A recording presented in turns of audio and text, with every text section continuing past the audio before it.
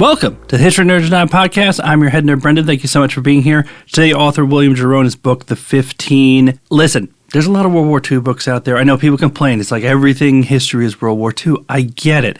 But then a book like The 15 comes along and tells you a story that you're not reading anywhere else. So this is all about a prisoner exchange between the Germans and the Americans in World War II because there was a ton of German POWs in America. I'm not going to tell you much more. I'm going to let Bill talk about it.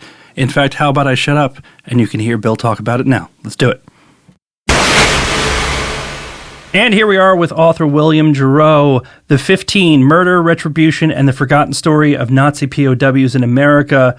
Bill, thank you so much for coming on. Well, thanks for having me. I appreciate it. Bill, this is one of those books that I was the most excited about because, first of all, I love your previous book, Ghost Ships of Archangel, freaking fantastic. But I saw what you were writing with this, and I said, I know nothing about this. I've read so many World War II books, but I had absolutely no knowledge about Nazi POWs in America. Was this something you stumbled upon yourself? Did you know about it and you've been wanting to write it for a while? How did you kind of get here? I did really stumble upon it. I was taking a book back to my local library one day in 2018, and there was a new historical marker branded right near the main entrance. And it said that in World War II, the library site had been part of a German POW camp that held about 6,000 German prisoners. And that this camp was part of a big network that together held almost 400,000 German prisoners all over the United States. And I knew absolutely nothing about this. And I've been interested in World War II all my life. I've written 2 books about it. And I thought, how do I not know this? For me, that's a great draw because I love stories, fascinating stories that kind of unfold in the shadows of great events that everybody knows about, stories that get lost. And this fit right into that category. So I immediately went home and just got into an internet rabbit hole and started reading about it and was just amazed that this went on. And I decided there's got to be some really good story in the middle of all this thing if I can just find it. So I just started looking. And I mean, especially you already mentioned this is your 3rd book on World War II, but each one of them, I have people who have said to me, like, oh, great, another World War II book. There's World War II. And I understand, like, there's 50 books a year on the Battle of the Bulge or D-Day, but this is kind of a perfect scenario of, hey, there are still these amazing stories about World War II that are not covered. And you somehow keep just landing right on it, Bill. I don't know how you do it. You're like a magnet for them. I look for them. I mean, it's a character trait or a character flaw or something, but I just look for stuff on the fringes. And then, there's great books written about D-Day and the Battle of the Bulge and Midway and everything. But the stories I'm attracted to are these stories that are, untold or forgotten or something like that. I just love them for some reason. Now, I also love how you kind of introduce the Germans at the beginning of the book that are becoming POWs. Specifically the Afrika Korps, and anybody who knows World War II knows Ernie Pyle. But I think it was the perfect introduction to what was the state of some of these men who are being put on these boats and taken to America. What does Ernie Pyle say about the Afrika Korps after they've been defeated and they're now prisoners? Well, as you and I'm sure a number of your listeners know, Ernie Pyle was the quintessential war correspondent, and his great gift was mingling among these, the common foot soldiers and living with them and just getting inside their heads and trying and figuring out what they cared about, what they thought, and conveying that to the readers back home, sort of a grunt's eye view of the war that was often very different from the, what they were getting from the official dispatches and the generals and everything. And he was just a master at this. And once the Afrika Korps surrendered en masse, and there were prisoners everywhere, he decided to try to work his magic on these captured Germans and find out what was inside their heads. But he ran into a brick wall because these guys, the Germans, and he had an interpreter with him, and the Germans seemed pleasant enough at first, but the more he talked to them, the more baffled he became. All of them seemed unshaken in their belief that Nazi Germany was going to prevail in the war. It was going to roll over America. It was divinely chosen to rule. And the Nazis were full of the just absurd lies and propaganda.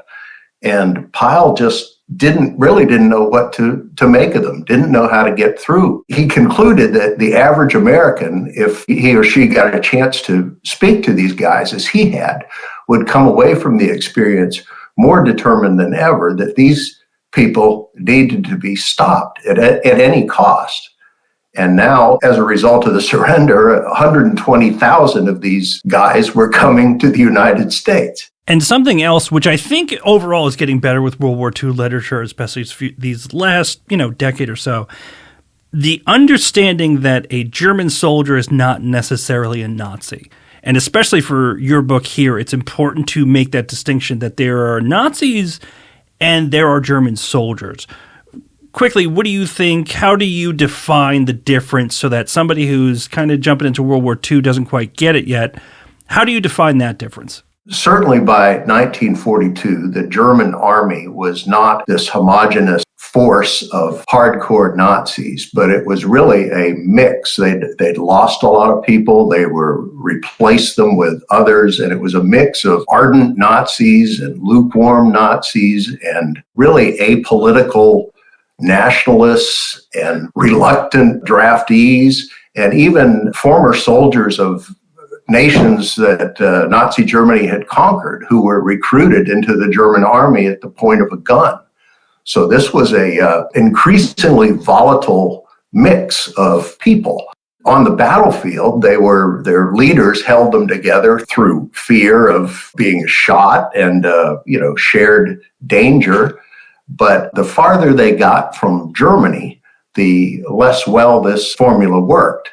So as they were moving toward the United States, a lot of the ones were starting to wonder. Some of them were already starting to wonder about this. But the hardcore Nazis were not about to let that happen. They were staying the course. So you had this group of people, and America, the U.S. authorities didn't really make the distinction. They were processing these guys just in great numbers, and they just assumed they were all Nazis. They were all together. So we brought them over here and threw them together into these hastily built camps, and it didn't go as well as we had hoped. And I mean, the camps are widespread. So you talk about there are some Germans, they hit the coast, they're like, oh, now we're in America, who knows what's going to happen? And some of them are traveling across the country, ending up in like Kansas, Missouri. I have to think that as you're going through this, there must be a lot of pretty funny letters or journals from German soldiers looking around America going, how big is this thing? Yes, they had been taught, many of them, the ones that swallowed all the propaganda, believed that when they came here, they were going to be mistreated, they were going to be enslaved, they were going to perhaps murdered, as they were being on the Eastern Front by the Russians.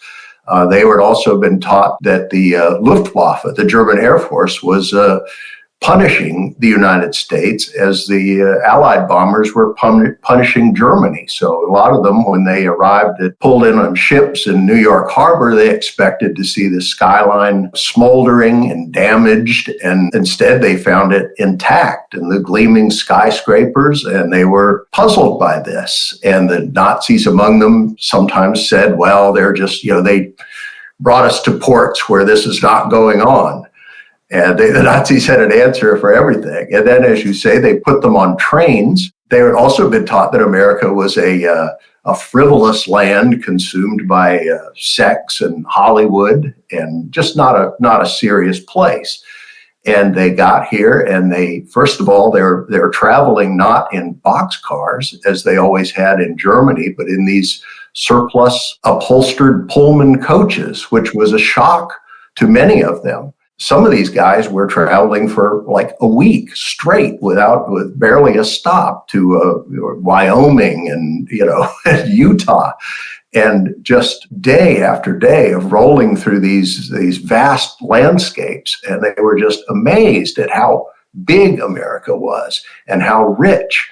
Everybody had a car, and there were no blackouts once you got beyond the coast.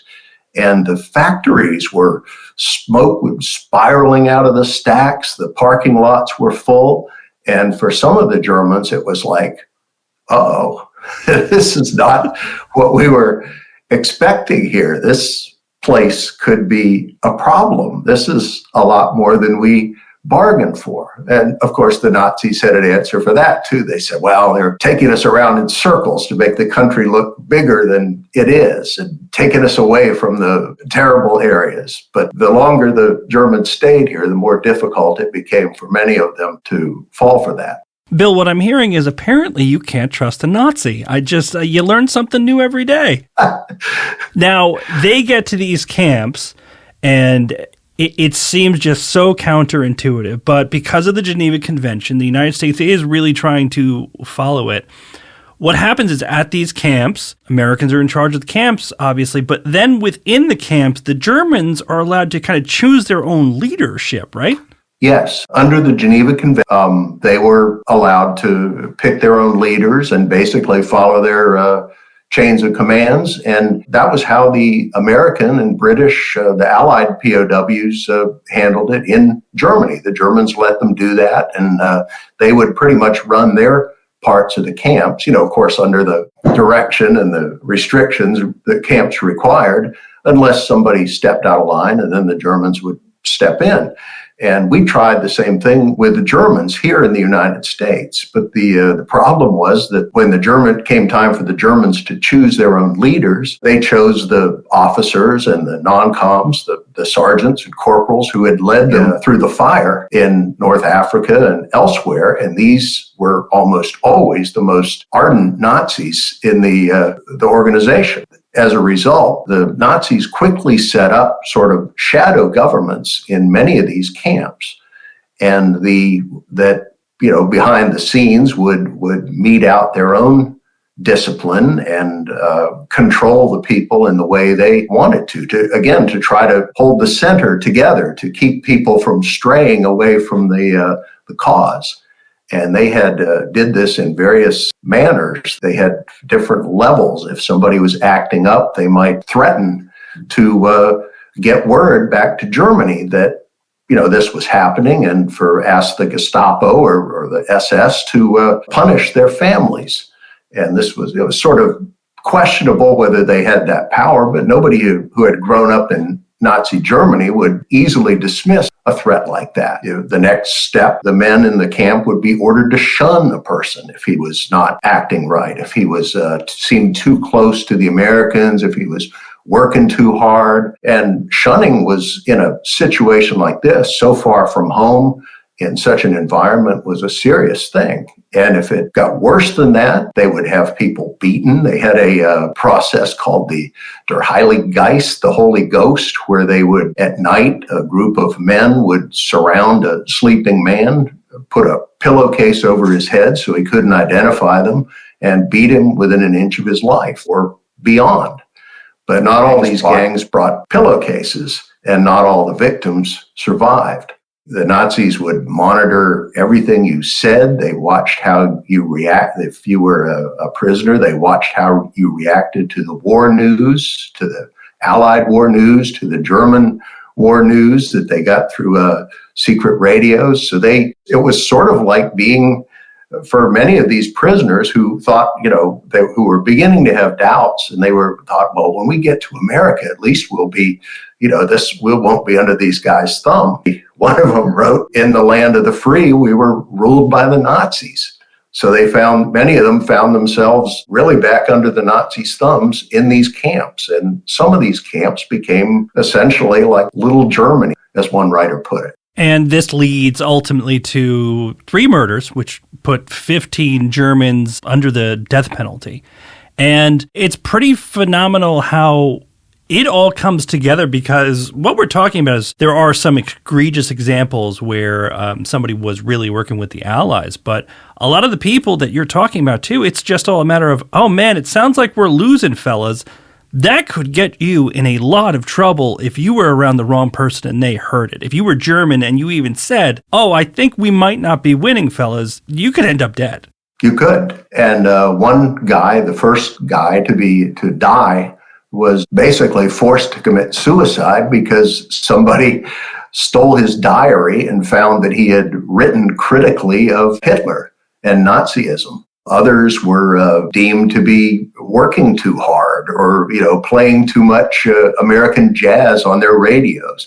And some of these guys, at least one of them, had betrayed Germany and was prepared to continue doing it. Another was sort of trying to do it. But in many cases, you didn't really have to go that far. Any suspicion, they'd come after you.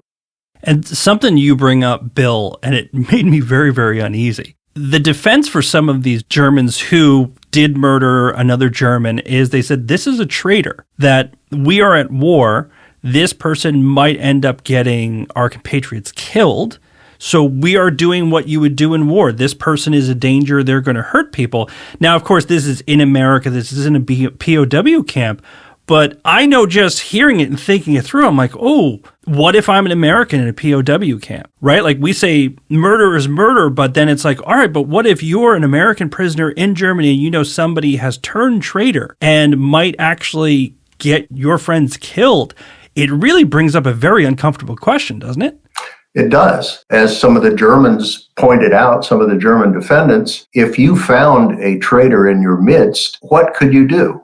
You couldn't very well go to the Americans and say, this guy's a traitor. They knew that. They were counting on him, or they would if they knew he was planning to betray them. So you couldn't threaten him because then he'd go to the Americans and be transferred and go somewhere else where perhaps they didn't know him. So these guys, their defense was, what are we supposed to do? And they also said, if again, a lot of these guys thought we're going to win this war eventually. And they didn't want to be called to task when they got back by some German military court for failing to act. That struck me as a bit much of an argument in some cases, but they made, I thought in some cases, a pretty strong argument that felt like they had to do something. A lot of people have seen the movie Stalag 17, where there's an American, it is a case, it's a fictional one, but the American POWs in Germany discover a traitor in their midst. They don't kill him themselves, but they contrive to have him killed. And that's a triumphal moment for the Americans. So it is a very uncomfortable question. Not to even to mention, that gets uncomfortable and you're sitting there going, oh, I don't like how this feels, kind of understanding what they're saying. But then because there's 15 of them, they're not all ringleaders. So a few of these guys are lower level soldiers who there is a chain of command. We already talked about. There's a chain of command in this POW camp. So if your chain of command that the Americans allow to have in this camp say you got to go do this, your only other option is you might be dead next if you say no. I think that's true. I do think that in many of these cases, the actual killers, from what I could tell from the transcripts and the case files, were enthusiastic about what they were doing. A few of them forced into doing this, and in many cases, some of the other prisoners tried to either refuse to be involved or tried to talk them out of it. In one of the cases, the killers were hauling a victim, marching in step, hauling him to the place where he was to be hanged. And one of the killer's friends stepped in front of him and said, "Don't do this. Don't be involved in this." But the guy pushed him aside and continued and ultimately took part in the killing. But some of these guys, even some of the ones who were convicted, had one of the killings, the guy's contribution, it was basically a mass attack on this guy. But they couldn't find the guys who had actually struck the fatal blows. So they basically arrested and charged everybody that was foolish enough to admit the only evidence they had were confessions. The only ones that were either too arrogant or too naive to just keep their mouths shut. And one of the guys who spoke up, the only evidence against him was his testimony that he had got up from a sick bed, hearing the commotion of the attack on his victim, and got up and thrown a couple of cups in his direction from a distance and hadn't hit anything. But just on the basis of his having taken part in this riot, he was convicted of murder and sentenced to death. So listeners, if you're in a POW camp, don't even ask for a lawyer. Just don't say anything. That is the lesson to take from the cup guy, because it's really messed up reading that. And you're sitting there going, they have to have something else. And he was just dumb enough to admit it, unfortunately. Now, we have 15 Germans. So, of course, if there's going to be any sort of POW transfer, there's got to be 15 Americans. Let me cut to the chase on this one, Bill. How many people did the American 15 murder between all of them? None. Oh, well, that doesn't seem fair, Bill. The Nazis aren't being very nice or equitable.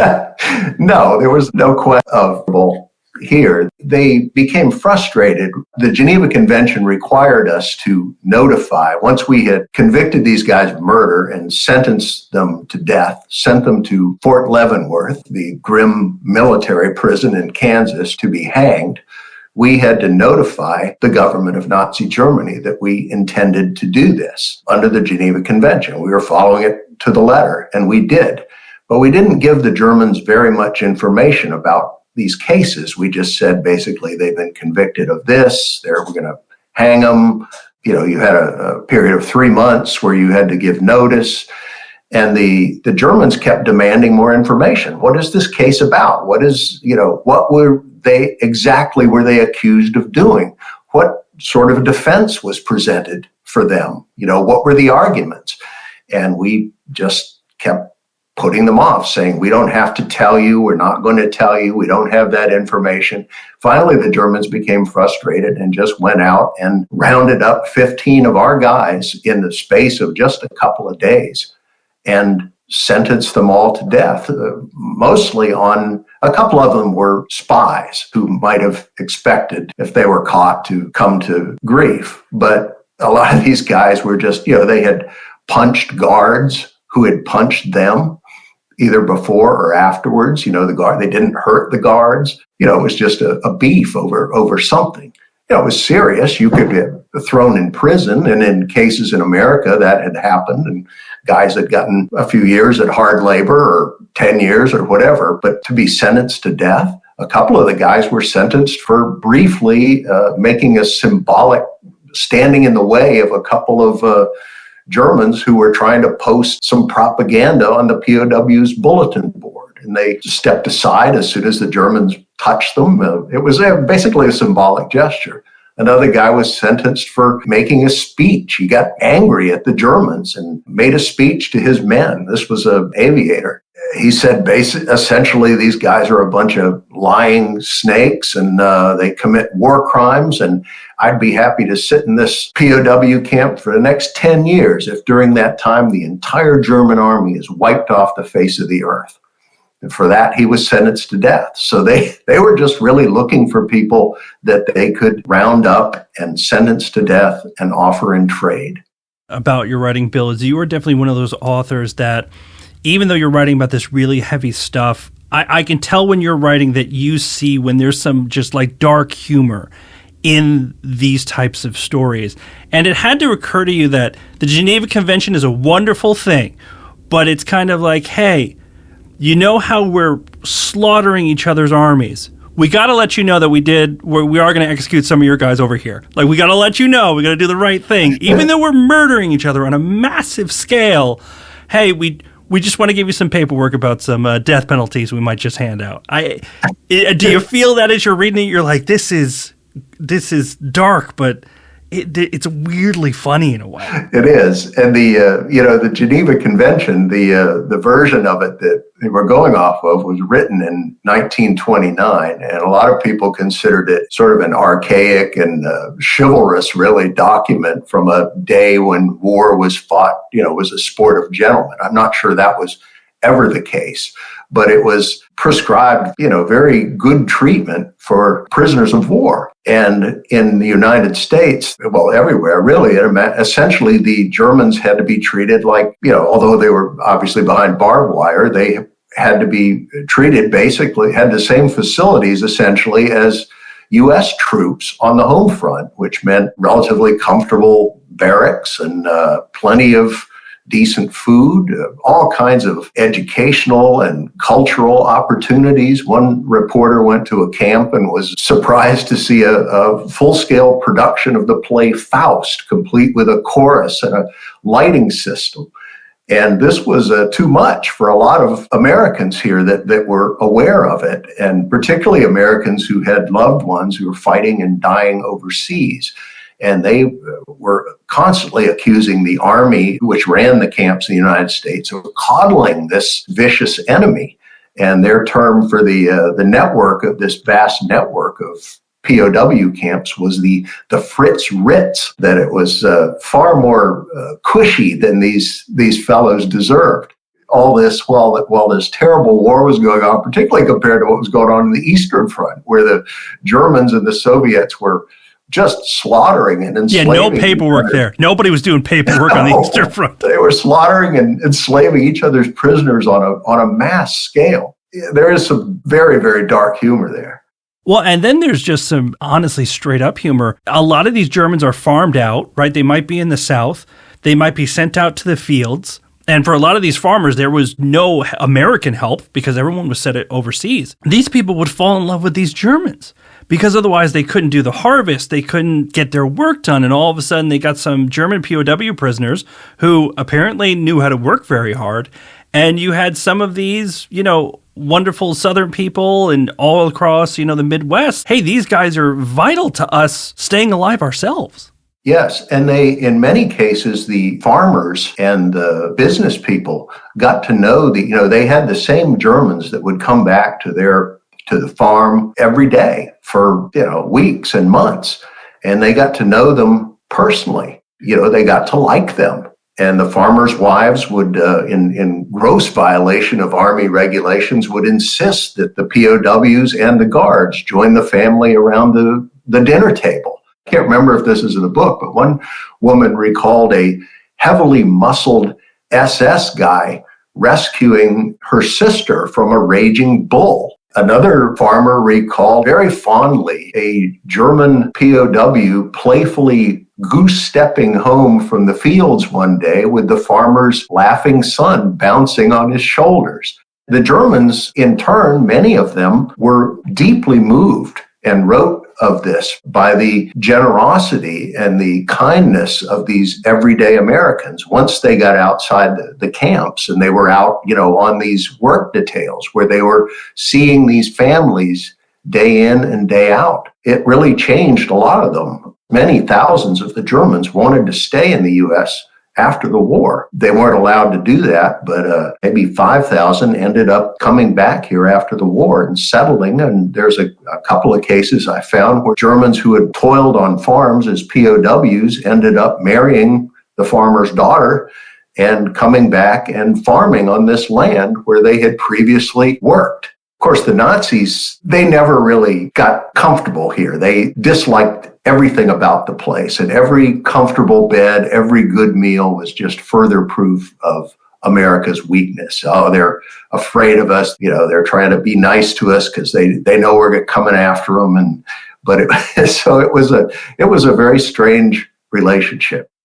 Now, I'm sure everybody's got to be thinking this. I know I was thinking this, and you do cover it, but I want to ask, did any of them ever escape? Because it is just straight funny thinking about a German breaking out of a POW camp in Nebraska, looking around and going, now where do I go? Did any of them actually make it out? Apparently one guy made it back to rejoin the fight. One guy. Although the records I found were a little fuzzy on that. The Army recorded 1,073 escapes, which I don't know, might sound like a lot, but most of the escapes really amounted to very little because, as you point out, it's easy enough to walk away from a work detail on a farm or to, hide in a truck and jump out somewhere.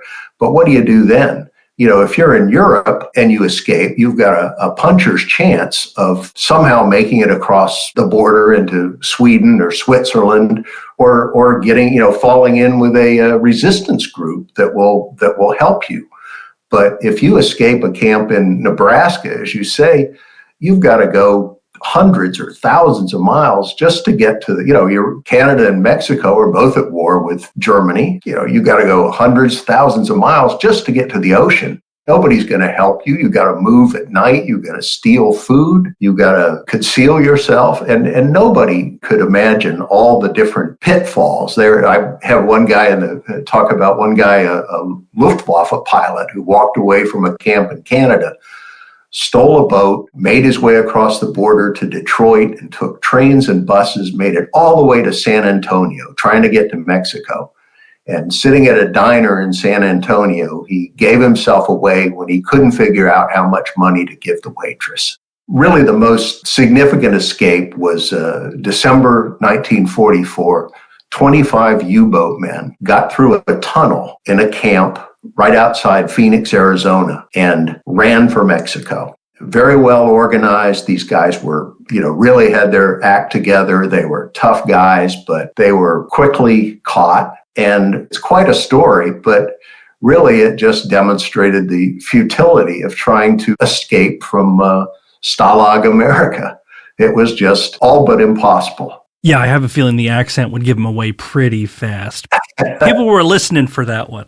Bill, it's a fantastic book. I don't want to give away any more. I want the listeners to really go out and read this one because there's just so much in here just to learn and enjoy. I like to ask, who are some of your favorite writers right now? Or are there any books that you know of coming out that you want to give a shout out and say, hey, my buddy writes this, you're going to love what they're putting out? Anything on your radar right now? I'm pretty fickle with writers. Obviously, if somebody writes a really great book, and if they have some other books, I'm going to look into them. But I'm really more attracted to topics in nonfiction. And the best nonfiction book I've come on lately, just in the last few weeks, has been Say Nothing by Patrick Radden Keefe. This wonderful tale of the troubles and the aftermath in Northern Ireland. Another book called Fire Weather by John Vallant, about a catastrophic wildfire in Canada. I also have a taste for these doorstop-sized biographies. And I love Robert A. Caro's biographies of Robert Moses and LBJ, and Ron Chernow's of George Washington and Grant. And I'm really looking forward to, Chernow has one coming out about Mark Twain, and it's apparently 1,200 pages. I have it in my queue. I can confirm it is 1,200 pages. I can handle it. I'm ready. I can too, but at the same time, I'm looking at it, it's on my Kindle, and I'm like, I got to make sure that my mind is ready for it, though. It's going to be fantastic, but at the same time, you do have to hype yourself up just a little bit. Yeah. So, Bill, those are great picks. Love them. Last question for you, right? There's these poor misguided souls out there that they think non-history is boring. They think there's too much World War II stuff out there. If I sat one of these well-meaning but misguided people in front of you and they said, why should I read the 15, what would you say? The first thing I would say is that I write these things not to record events for posterity, but because I think they are great stories. That's what attracts me to them. You could call it narrative nonfiction. I like it because it's a story and I tell it like an adventure story. I do exhaustive research on these books. I want people to read this and understand it. And there's a lot of information that comes with it, but it comes in the context of a story that hopefully moves along quickly and has compelling characters. And in this book, I've got this hot-tempered army officer who's nicknamed King Kong. It's his goal to make life as difficult as possible for his German captors, even at the expense of his safety. One of his favorite tactics when he really wants to annoy somebody, he had a full set of false teeth. He would take them out, aim them at the person he was angry at, and clack them at high speed.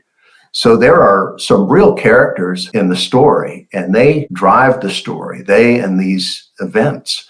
And it's a story that I don't think that I had never heard before. I was halfway through the research before I realized that there was a hostage diplomacy situation going on. It's a wild story that I don't think most people have ever heard. That's the sort of story that attracts me, and I'm hoping that people will respond to it that way. I think they will, Bill. It's absolutely fantastic. Thank you for the book. Thank you for coming on to talk about it. It's been a pleasure. And that's it for this episode. Bill, thank you so much. The 15, trust me, people, it's fantastic. You're going to learn a lot. In the meantime, hit us up Twitter, Instagram, Facebook. Don't forget the YouTube channel. Until next time, nerds, stay cool.